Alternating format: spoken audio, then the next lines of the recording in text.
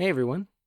Today we're taking a look at a really exciting project where we set up a simulated instance of our HMI to communicate with a Universal Robots UR5. This entire video was made possible thanks to the support of Universal Robots and Schmalz, so a big thank you to both of our wonderful partners. What really stood out to me right away was how intuitive the Universal Robots software is. Just for context, I don't usually work with robotics.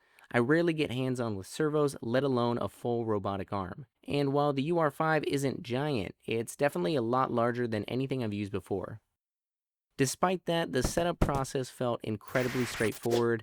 I didn't feel like I needed deep programming experience to get started, which reminded me a lot of why I enjoy working with EasyBuilder Pro. Both platforms prioritize ease of use, and it's great to see Universal Robots and Weintek moving in the same direction when it comes to user-friendly software.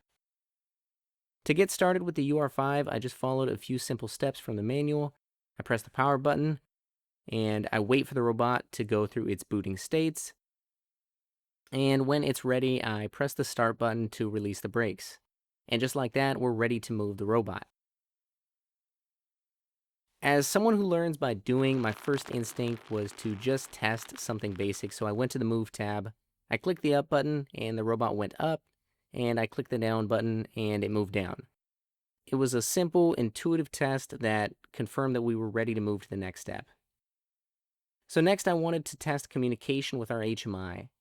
Now, my first thought was, let's use Ethernet IP, which the UR5 does support.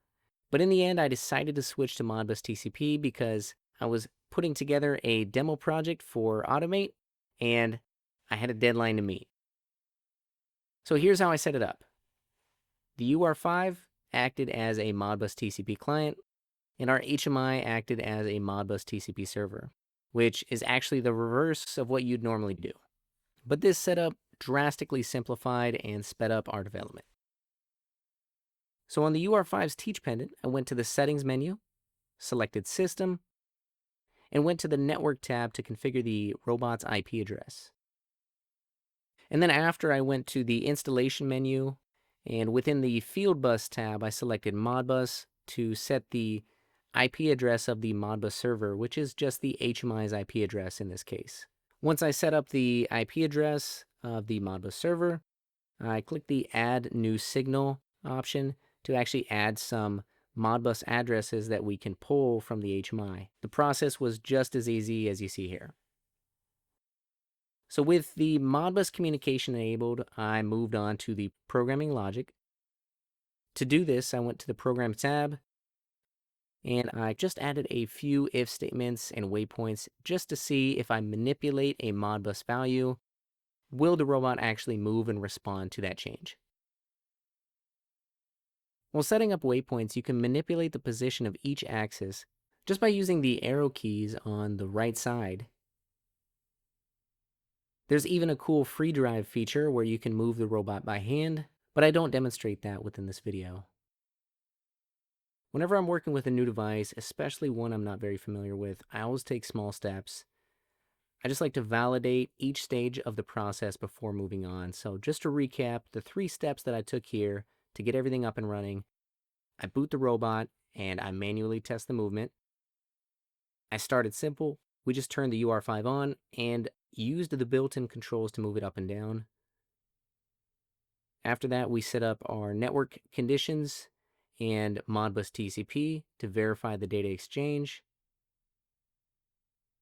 And then the final step, of course, is to actually read data from the HMI and control the UR5 programmatically. So the last part of this project was a little bonus for me just because I love working with this device. I added an Arduino Opta just to act as a middleman in this system. The Opta is incredibly flexible. It can operate as a Modbus client or server right out of the box. And in this case, I set up the Opta to act as a Modbus server. The UR5 was the client, and the HMI became a Modbus client as well in the end. This allowed us to showcase a really cool and modular demonstration that highlights the flexibility of the UR5, the Opta, and of course, our HMI. Thanks again to Universal Robots, Schmalz, and our friends at Arduino for helping make this demonstration possible. We hope this gives you a fun preview of how easy it can be to integrate robotic systems with our HMIs, and we're excited to keep exploring more creative possibilities. Thank you for watching.